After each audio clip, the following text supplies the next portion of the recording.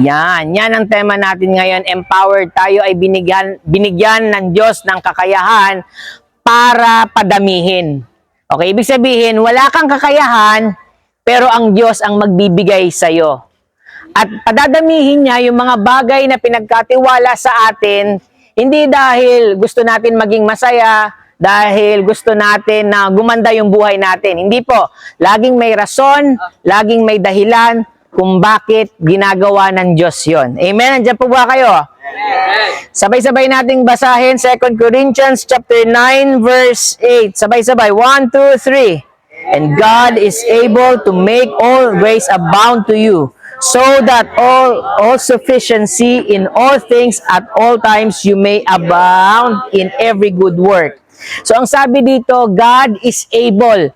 Kaya ng Diyos na mag-umapaw siya sa biyaya kasi ang biyaya ay mismo galing sa Diyos.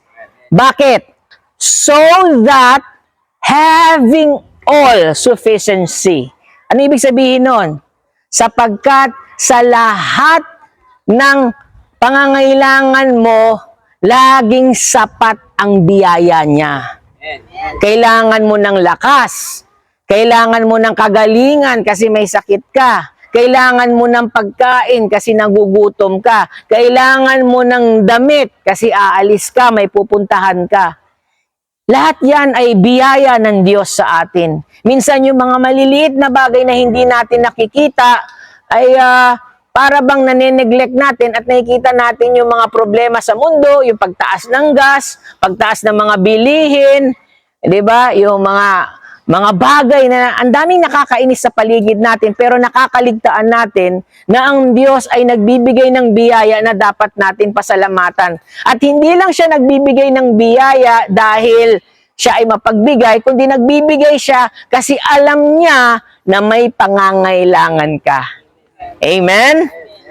At bakit niya gusto tayong biyayaan sa lahat ng pangangailangan natin? Bakit?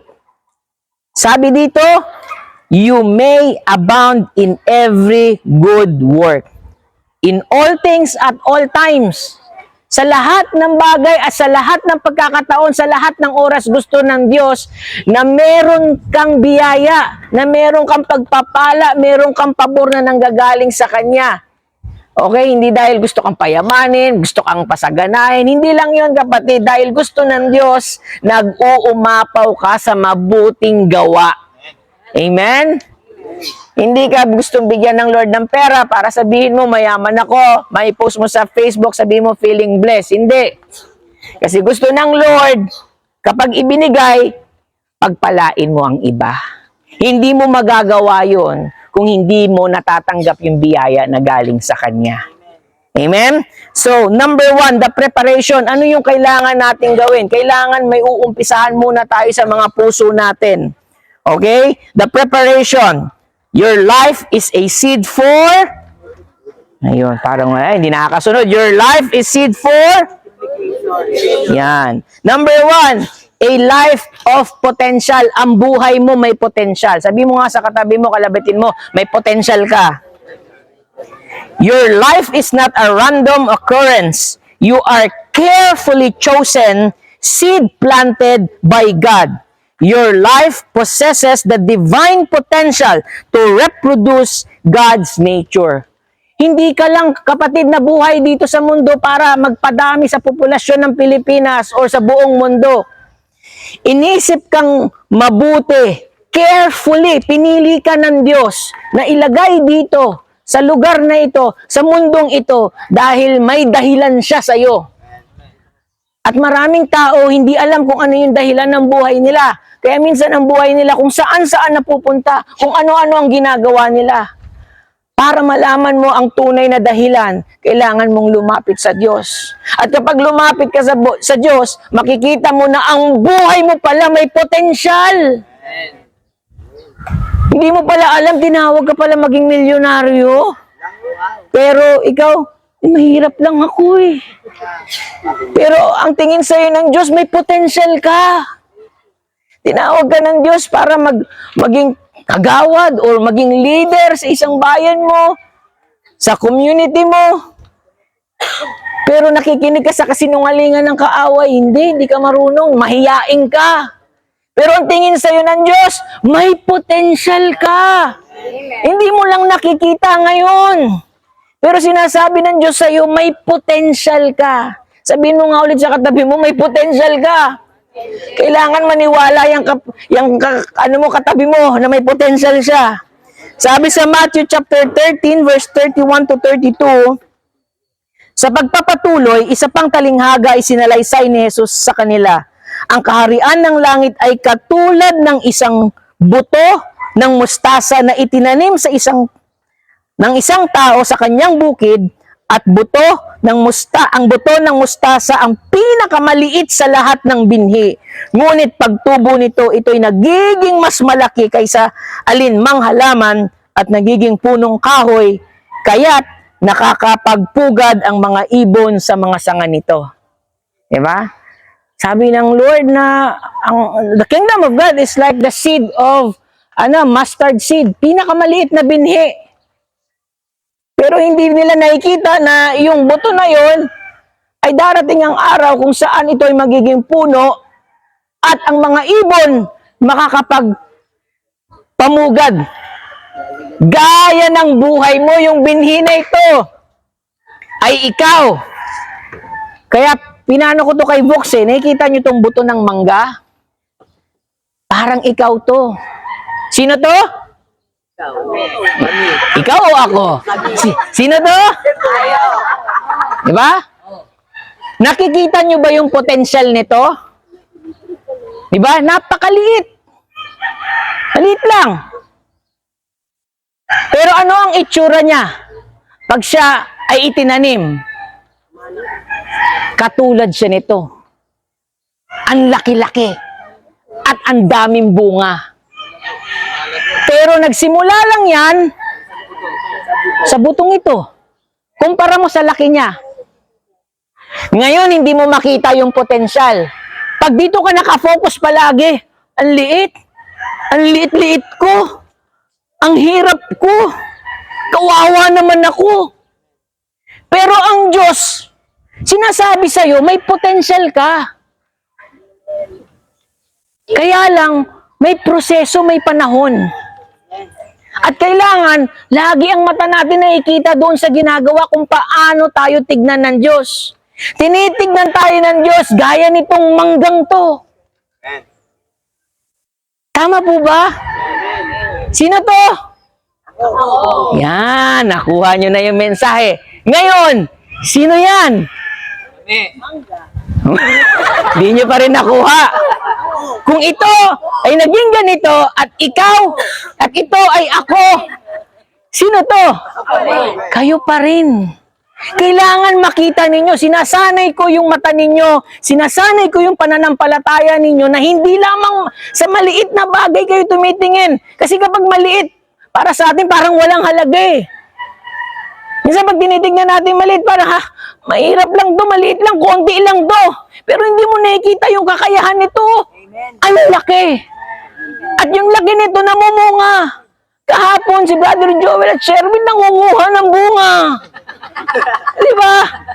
At may nakakain. Anong ibig sabihin? Kapag ikaw ay naging puno, namumunga ka, nagiging beneficial ka sa mga tao sa paligid mo, napapakain mo. Yung mga taong nasa paligid mo, may mga ibon, at kung ano-ano pang mga ibon na dumadapo dyan, at may mga tao, at may shade, gagaya nito. Hindi tayo naaarawan. Yan ang buhay mo, kapatid. Maaring ito ka ngayon. Napakaliit ng tingin mo sa sarili mo. Pero tandaan mo, ito ang tingin ng Diyos sa'yo. Isang napakalaking puno, masaganang puno, namumungang puno, para maging pagpapala sa iba. Sabihin mo ulit sa katabi mo, may potential ka. May potential ka. Number 2, the seed must be planted. Hindi porkit andito ka, okay na yan. Anong sabi? The seed must be Planted. ang hina. Andiyan na nga, babasahin na lang, di ba? The seed must be kailangan itanim. Hindi to tutubo sa kamay ko na ganyan lang. Ang buhay mo, hindi yan mamumunga kapag wala kang ginagawa. Kaya sabihin mo sa katabi mo, mamumunga ka. Kailangan mo lang itanim. Sabihin mo, kailangan mo lang itanim. For seed to fulfill its purpose, it must be planted in a good ground. Itong mangga, hindi yan mamumunga sa swimming pool. Kailangan sa lupa. Di ba? Ibig sabihin, kailangan may tamang lokasyon. Ang buhay mo, gaya ng isang buto, kailangan nakatanim ka. Pastor, ano ibig mong sabihin? Nakatanim ka sa isang pamilya na may ganun ding same na pananampalataya.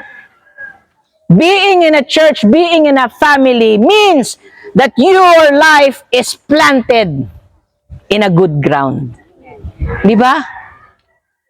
Kapag ikaw ay kasapi nitong simbahan na to, ng iglesia na ito, kasapi ka ng tinaguyod ng ating Panginoong Hesus, ibig sabihin, yung buhay mo, itinanim mo doon sa lupa na ibinigay ng Panginoon. At kapag nakatanim ang buhay mo, anong mangyayari sa itinanim mo? Uusbong, lalago, bubunga. Pero kung ang buhay mo, hindi nakaplan kung saan ka nagpupunta, di ba? Mamatay eh. Nasaktan ka lang sa church, sinabihan kasi ako ni sister ng tamad daw ako eh. Ayoko na dyan sa church na yan. Planted ka, binunot mo sarili mo dahil nasaktan ka, umalis ka, lalago ka, stay there. Yung puno na yan, maraming pinagdaanan yan. Maraming masasakit na mga bagay, masasakit na naranasan yan. Ganon din ang buhay ng tao. Makakaranas tayo ng mga kapighatian, makakaranas tayo na masasaktan tayo. Pero hindi yun ang rason para bunutin mo yung sarili mo, para bunutin yung halaman mo. You must be planted. Sabi nga sa Mateo 13:23, at katulad naman ng binhing na hasik sa matabang lupa ay ang mga taong dumirinig at umuunawang mabuti sa mensahe. Kaya't ito ang namumunga ng sagana, may tig 100, tig 60, tig 30.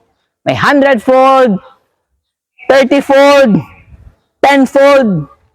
Ganun po, dadami. Kailangan marunong kang makinig, umunawa. Kapag minsan, nagsasabi si pastor, minsan nasasaktan tayo, sinaayano natin yung salita ng Diyos, nasasaktan tayo. Okay lang yun, kasi parte yun ng paglago mo eh. Parte yun ng pag-aalaga para sa'yo. At kapag ikaw ay naalagaan, lalago at lalago ka. Mas magiging matatag ka, mas magiging marunong ka, at mamumunga ka balang araw. Sa panahon na saan ay kagaya nitong mangga na to, panahon ng mangga, mamumunga siya. Amen po ba? Amen. Number 2, the process. Sabi nyo nga po, process. Growth and transformation for multiplication. Para tayo mag-grow, natanim ka na, itong pinakailangan, medyo mahirap to. Ano yung una dito? Dying to self. Kailangan mamatay. The seed must die or break open in the soil to germinate. We must often die to our ego, selfishness, and worldly desires to grow. Sabi sa Romans 8:13, sapagkat mamamatay kayo kung namumuhay kayo ayon sa katawang makalaman. Ngunit kung pinapatay ninyo sa pamamagitan ng Espiritu ang mga gawa ng katawang makalaman, mabubuhay kayo. Hindi kasi perfect eh. Marami nga na to hindi pa perfect. Kaya pag itinanim mo to, para kang nilibing, patay. At para siya ma-break, kasi magbe-break yan, at lalabas, magge-germinate, uusbong. Para mangyari yun, kailangan mamatay muna nitong buto doon para mabuhay siya. Ganon din sa buhay natin. May mga pamumuhay tayo na dapat patay na. Mga kasalanang hindi na natin dapat ginagawa kasi hindi pwedeng lumalakad ka kay Lord. Yes, bagong buhay, Lord, pero may bumabalik ka pa rin sa kasalanan, sa mga hindi magaganda.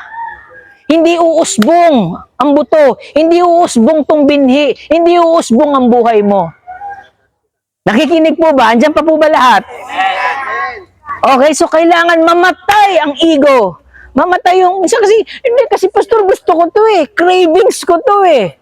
Di ba? Sabi ng doktor sa'yo, naku, high blood ka. Sabi ng doktor, bawal ang chicharon. Ay, nag-crave ka. Ginusto mo eh. Kailangan mamatay yung panlasa na yun eh. Bakit? Kasi sinabihan ka na ng doktor, nagmamalasakit sa'yo ang doktor. Naawa sa'yo kasi gusto niya maging malusog ka. Ay, ha? Pero ngayon hindi eh, pastor, masarap eh. Ay, mamili ka. Masarap o high blood? Ay, di ba? Mamili ka. Di ba? Parehas lang yun eh. Di ba? Kailangan may mamatay sa atin. Kaya yung mga bagay na sinasabi sa atin ng Diyos na tigilan na, wag nang gawin, patayin na yan dapat para mamunga. Amen? Parang mahina doon. Amen po ba? Number 2, stay faithful in small places. Maging tapat ka sa mga maliliit na bagay. Ano man yung binigay sa'yo ng Diyos, maging tapat ka. Nurturing your growth requires consistency. Prayer, reading the Word, and faith are the water nutrients that help your seed grow. Sabi nga sa Joshua 1:8, huwag mong kaliligtaan basahin ang aklat ng kautusan, pagbulay-bulayan mo iyon, araw at gabi.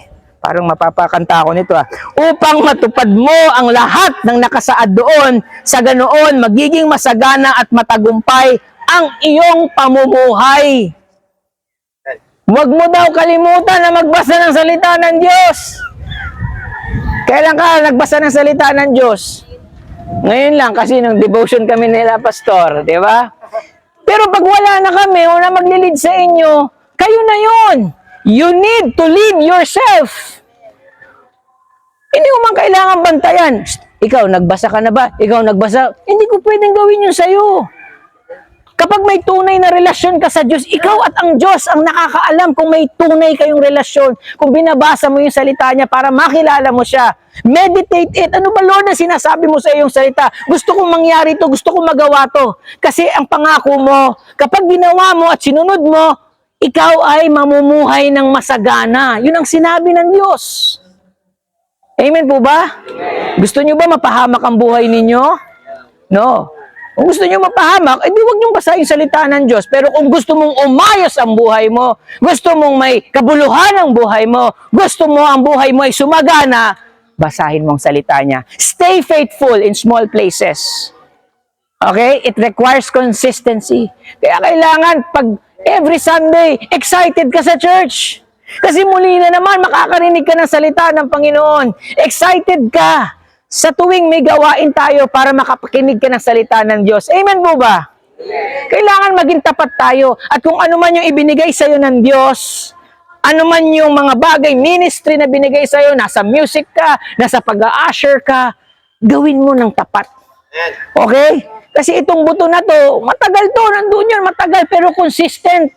Nandun lang siya, tumutubo siya. Okay? Gumagaling, habang tumatagal, gumagaling ka. Amen po ba?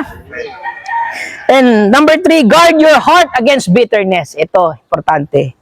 Ingatan mo yung puso mo. Kagabi nga, sabi nga, ingatan natin yung puso. Bakit? Mapanlil lang tong puso eh. Kasi may mga nararamdaman tayo na gusto natin pero mali pala. Okay, may mga gusto tayo nararamdaman, gusto ko to. Pero mali. Minsan nasaktan tayo, parang mali. Eh yung sakit na yun, kailangan pala yun para itama ka. Kaya dapat ingatan mo ang puso mo. Paano mo iingatan ang puso mo? Guard your heart. In English lang eh. Alam niyo yung sekreto kung paano ingatan yung puso? Ibigay mo sa Panginoon. Surrender it. Kasi kapag ikaw nag-iingat, maano ka eh? Wala naman nakakakita. Di ba? Minsan maano ko sa nararamdaman, hindi, galit ako. Hindi, nagsiselos ako. Subukan mo ibigay sa Panginoon, Lord, take control of my heart. Because God will protect your heart. He will not allow evil things. He will not allow to harm your heart. Because God always restores our heart. And that's how we guard our heart. Surrender it to the Lord. Hindi ka ipapahamak ng ating Diyos. Proverbs 4:23 na binasa nga natin, guard your heart, ang puso mo'y ingatan mabuti at alagaan, pagkat iyan ang siyang bukal ng buhay mong tinataglay. Number 3, the purpose. The future of multiplication. Nag-umpisa ka dito. Sino ulit to? Okay, parang ano eh. 5 lang yung nag-ako eh. Sino ulit to? Okay. Ang sabi dito, the future. Asan ang future nito? Di ba? Yan ka. Yang potential na yan. The purpose, the future of multiplication. Number 1, sabay-sabay. Blessing. Ayan na. Oy, naku, kakawala. Sana. 1, 2, 3. Yan. Maging blessing ka para maging blessing ka sa iba. Diba? You are blessed to be a blessing. Trees provide shade. Yan. Nagbibigay sa atin ng shade. Ng lilim. Rest. Diba? Katulad yan, naka-rest kayo. Nakaupo kayo. Ang sarap, diba? And protection for birds and creatures. Kaya minsan may mga ibon nandiyan dyan. Napoprotektahan sila, namumugad sila dyan minsan dyan. Your life, matured by faith, is meant to be a refuge, a source of comfort, wisdom, and support for those in need, and a blessing by bearing fruit, love, joy, peace, kindness, that feeds, sustains, and nourishes the people around you.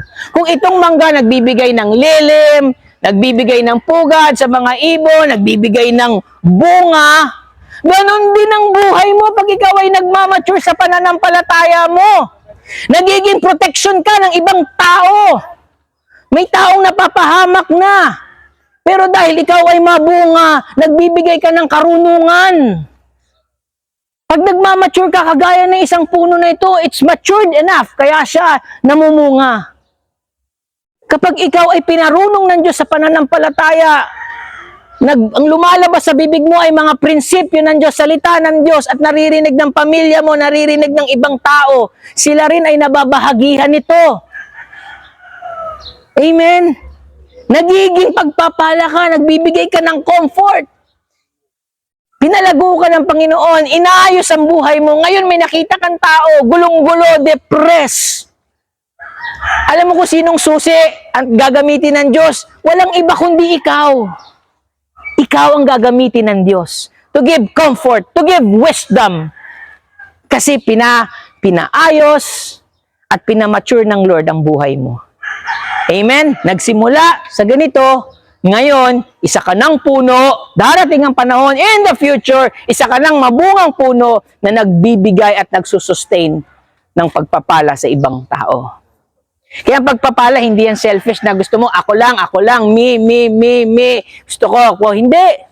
It's always to give, to release. Kagaya ng puno ito. Hindi para sa sarili yung bunga niya, anin niya yan. Para sa iba yan, para sa tao, sa ibon, at sa kung ano pa man. Para dito sa resort, para gumanda, di ba?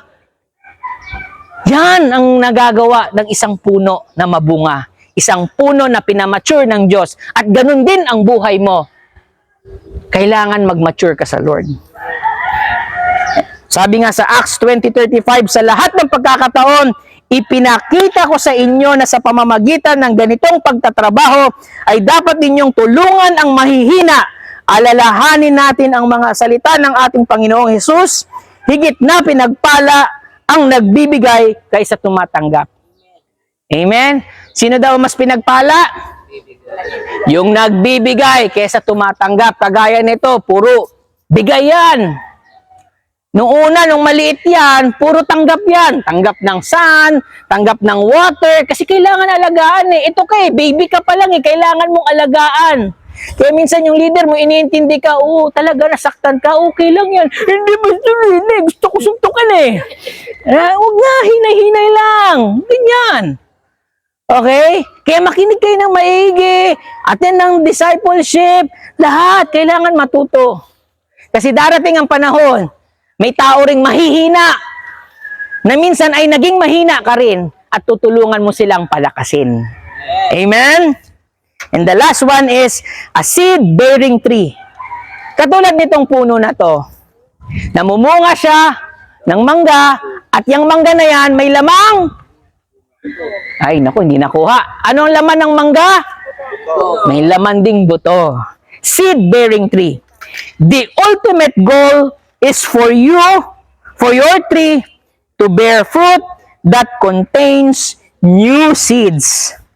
The seeds are your legacy, your acts of kindness, your discipleship, and the impact you have on the next generation.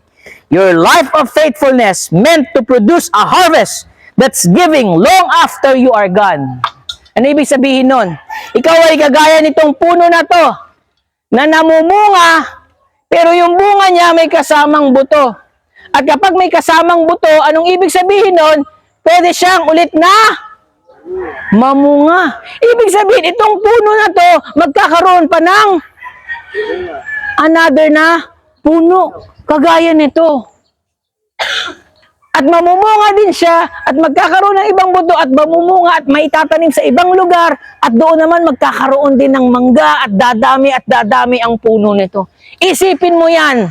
Ito nga lang 2 puno na nga lang to, napakadami ng bunga. Ano pa kaya kung 10 kayo? Ilan tayo? Ano pa kaya kung 40 kayo? Nagaganyan. Lahat kayo namumunga. Eh di ang saya-saya nung may-ari. Ala, dami nito. Hindi mo alam anong gagawin mo sa bunga sa sobrang dami. Ipamimigay mo. Kung ang negosyo mo pagmamangga at hindi mo na kaya ngayon, ipamimigay mo na yan. Tama po ba? Ganyan din ang buhay mo, kapatid. Hindi lang basta bunga, kundi yung bunga na yun may lamang binhi. At yung binhi na yun may potensyal din. Ibig sabihin, may tao na darating sa buhay mo na i-disciple mo. Magtatanim ka sa kanya ng panahon. Magtatanim ka sa kanya ng kalakasan mo, yung effort mo, yung time mo, lahat, even your resources. Kasi gusto mong alagaan. Gusto mong maging katulad mo din siya. Or maging katulad ng sarili mo na mamumunga. At napakasaya nun pag nakita ko kayo as my disciples na magiging mabunga kayo. Amen po ba? Nakikita nyo ba yung potensyal ng buhay nyo, kapatid? Nakikita nyo ba?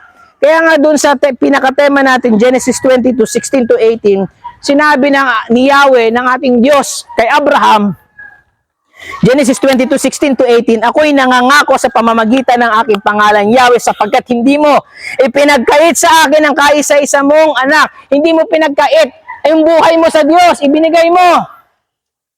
Ito ang mangyayari sa iyo. Pagpapalain kita, sabi ng Diyos. Yang buhay mong yan, kagaya ng buto, hindi mo pinagkait, itinanim mo, pinagamit mo sa Diyos. Ang sabi ng Diyos, pagpapalain. Parang malungkot kayo, no? Pagpapalain mo kami, Lord. Ganyan ba ang ekspresyon ng pinagpapala ng Diyos? Diba? Anong sabi ng Diyos kapag ibinigay mo ang buhay mo sa Kanya? Pagpapalain! Yun. Yan. Pagpapalain kayo. Ang lahi mo'y magiging sindami ng bituin sa langit at ng buhangin sa dagat. Sasakupin nila mga lungsod ng kanilang mga kaaway sa pamamagitan ng inyong lahi, pagpapalain ang lahat ng bansa sa daigdig sapagkat sinunog mo ang aking utos. Isipin mo yon. Pararamihin ka ng Diyos. Gagaya nga nito, dumami. At dumami pa at marami pang mga puno. Dadami ka sindami ng bituin sa langit. Hindi mo nga mabilang yun eh. Sindami ng buhangin sa dagat. Hindi mo mabilang. Ibig sabihin ang buhay mo, nag-umpisa lang dito. Pero dadami ng hindi mo na mabilang. Multiply exceedingly. Na minsan hindi mo na alam. You lost count. Ilan na nga ba yun? Ulit-ulit. 1, 2, 3, 4, 5, 6. Ulit-ulit. Hindi ko na mabilang. Sa sobrang dami. Hindi mo na mabilang, kapatid. Ganon ang gusto ng Diyos na pagpalain ang buhay mo. Amen ba? O gusto mo yun konti lang? 2 lang, Lord? Okay na? Ang potensyal ng nakikita ng Diyos, ganyan kadami. Kahit nga ito, di nga natin mabilang. Bilangin nyo yung bunga niyan. Di ba? 1, 2, 3. Yung mabibilang yan. You will lost count. At gusto ng Diyos, ganon ang mangyari sa buhay ninyo. Dadami. And as we end prophetic word. Listen and receive it this in your heart. Okay? This is a prophetic word para sa inyo. Tanggapin nyo sa puso ninyo, sa isipan ninyo. Ito yung gustong iparating sa inyo ng Diyos. God is shifting you from being a consumer, tagatanggap. Okay? Sinishift kayo ng Lord ngayon to being a distributor. Like Abraham, you shall be made fruitful and surely bless you as numerous as the stars in the sky and as the sand on the seashore. You will have victories over your enemies, and through you and your children, the people around you will be blessed because you have obeyed the Lord your God. Amen. Tanggapin nyo yung salita na yon dahil yan ay kakayahan na nagmumula sa Panginoon. Amen po ba? Amen. Yang buhay mo, kagaya ng binhing ito, simple, maliit, minsan parang walang ano ba yan, parang ang pangit, hindi mo maintindihan eh. Pero habang panahon, habang tumatagal ka sa Panginoon, gumaganda, namumunga, nakikita mo na, tumatatag ka na, lumalaki, namumunga, at yung bunga may lamang binhi, at padami ng padami, at yung proseso. At yung mga anak mo makakakilala sa Panginoon, yung iba hindi pa nakakilala, Lord, gusto ko makilala rin. At sila rin ay dadami ang lahi ninyo, dadami ang magiging Kristiyano, marami ang magiging mananampalataya sa Lord. Amen? Isipin mo yung pamilya mo lamang, pagagandahin ng Diyos. Yung kamag-anak mo, aayusin niya ng Diyos. Diba, Lord, kami pamilya na 4 na henerasyon, puro kami mahihirap. Babaguhin niya ng Diyos ngayon. You have to plant your life, your seed, in a good ground to God. Place it in His hand at gaganda ang buhay mo. Amen po ba? Amen? Do you receive it? Sabi mo sa katabi mo, you are empowered to multiply. You are empowered to multiply. Okay? You are empowered. Again, you are empowered to multiply. Sabi mo sa katabi mo. Empowered to multiply. Again, sabi mo ulit, you are empowered to multiply. Empowered to multiply. Amen. Hallelujah. But it's a prophetic gesture na sinasabi ko, Lord, I want to surrender my life. Pagod na akong itanim ang buhay ko kung saan-saan. Gusto ko sigurado. Kung may kasiguraduhan sa kamay ng Panginoon, sigurado yon. Kagaya nitong puno na to, siguradong itinanim dyan sa lupang yan. Kaya siya namunga. Amen po ba? And that's why, ito yung gagawin natin, Lord, this is part of my sacrifice. It's part of my surrender. It's part of my giving, just like a seed planted in a good ground. Lord, I want to be planted in a good ground. Amen? Because I want to grow, mature in faith, and be a blessing to many people. And even kahit wala na ako sa mundong ito, patuloy pa rin yung itinanim mo sa ibang tao. Patuloy na lumalago at sila rin ay namumunga, at pag sila ay wala na rin dito sa mundong ito, mamumunga at mamumunga at mamumunga dahil merong isang ikaw na nagtanim ng buhay mo sa Panginoon. Amen? Amen. Let us all stand right now, church. Hallelujah. Yan, gusto ko yan. Ang international. Hallelujah. Kapatid, pagsuko to ng buhay na hindi ibig sabihin, itinanim mo tapos huhugutin mo. Pag tinawag ka ng Panginoon dito, wala nang atrasan. Amen ba? Sama-sama, hindi mo man gusto yung katabi mo, ayoko na nung pastor eh. Ang payat nito eh. Ayoko, hindi. Tanggapin mo, okay? Kung ayaw mo na mapayat, gusto mo sa malaki, oh, dito ako.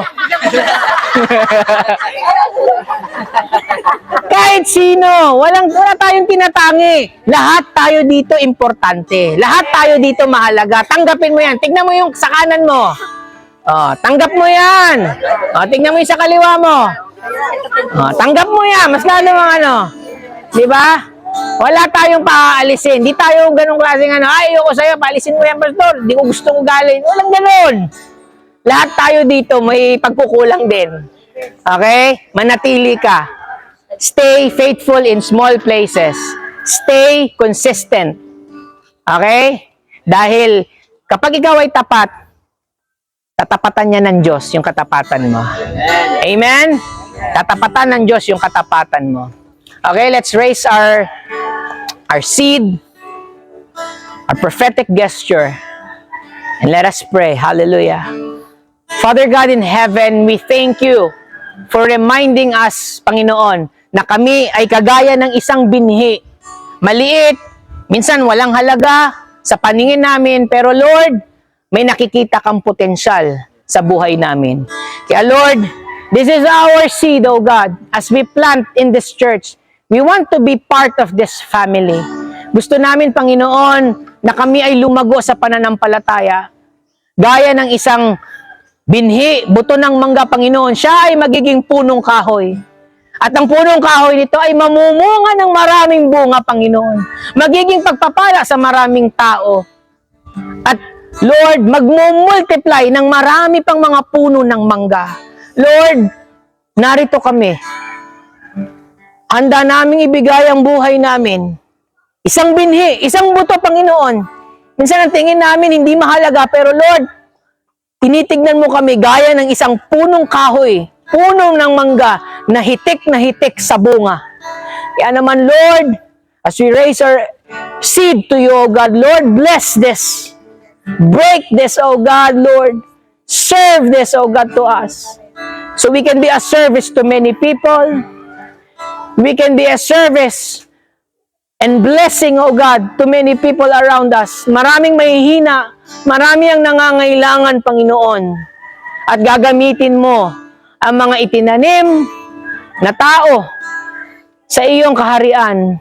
Gagamitin mo ang mga tao, Panginoon, na napapagkatiwalaan mo, Panginoon, sa iyong kaharian upang maging pagpapala sila para tumulong sa maraming tao, Panginoon. Lord, may this seed, O God, be a source of hope sa maraming tao, Panginoon. Sa aming mga anak at sa mga susunod pang henerasyon, Panginoon. At sa mga susunod pang henerasyon na hindi namin makikita, Panginoon. Dahil merong mga taong nagtanim ng binhi, ng buto, ngayong araw na ito. Kaya naman, Lord, maraming salamat sa pangako mo, Lord, na you will multiply us exceedingly in our church, O God, Lord. Because lives have been planted in a good ground, O Lord. And in the future, we are going to be a blessing to many people and a seed bearing fruit, O God, that we ourselves will be multiplied, O God, to all nations of the world. And we will proclaim your name. We will proclaim Jesus in this world and make you known into all the world. Lord, bless this seed, O God. In Jesus' name we pray. Amen and amen. Let's give it to the Lord. Come on, church. Wala na. Hindi ka na Reject yun, reject.